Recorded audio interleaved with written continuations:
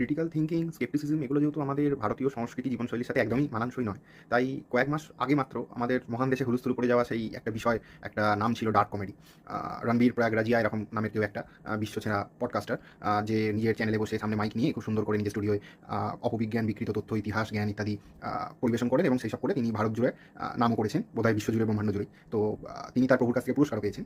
তার নামটা এক্ষেত্রে আসে কারণ সে এবং অন্য আরেকজন কমেডিয়ান তথাকথিত, তার দুজন মিলে একটা বহুবার পুরনো হয়ে যাওয়া, বহুবার কপি করা, নকল করা একটা তথাকথিত ডার্ক কমেডিকে তারা আবার একবার নকল করে, চুরি করে বলা যায় পরিবেশন করেছিলেন এবং সেটা নিয়ে সারা দেশে হুলস্থুল পড়ে যায়। বহু জনগণ যারা বিষয়গুলো নিয়ে একটু নিরীক্ষণ করতে অভ্যস্ত নন, তারা ভাবেন আমাদের মহান দেশের বোধহয় এটাই সবচেয়ে বড় একটা সমস্যা, ইস্যু। এটা বোধহয় ডার্ক কমেডি জিনিসটাই বোধহয় সর্বত্র রকমে পরিত্যাজ্য এবং এটা বোধহয় একটা বিদেশি রোগ, পাশ্চাত্যের রোগ, যা ভারতের মহান পরিবেশ, ভাবমূর্তি, পরিচ্ছন্নতা এই সমস্ত কিছুকে কলুষিত করছে।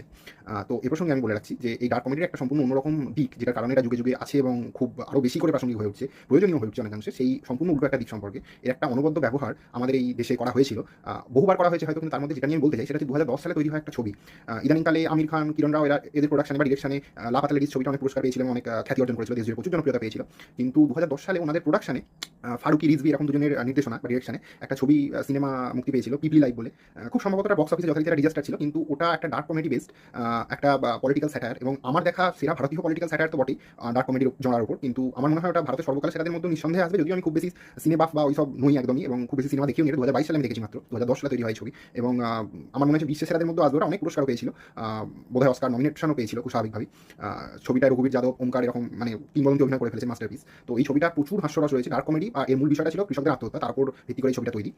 এই ছবিটা অবশ্যই দেখতে পারেন, তাহলে একটা অন্যরকম ধারণাও পাবেন হয়তো যে এই বিশ্বের সমস্ত কিছুই নিরীক্ষণ না করে ভালো বা খারাপের এই বাইনারিতে ভাগ করা বোধহয় এতটা সহজ সম্ভব নয়, এতটাও সহজ বোধহয় বিষয়টা নয়, যেরকম রূপকথা ডিজনিল্যান্ডের মতো একজন ভালো, একজন কোনো একটা বিষয় ভালো আর বাকি অন্য বিষয় খারাপ, এরকম হিরো আর ভিলেনে বিভক্ত খুব পরিষ্কারভাবে, সেরকমটা বোধহয় নয়।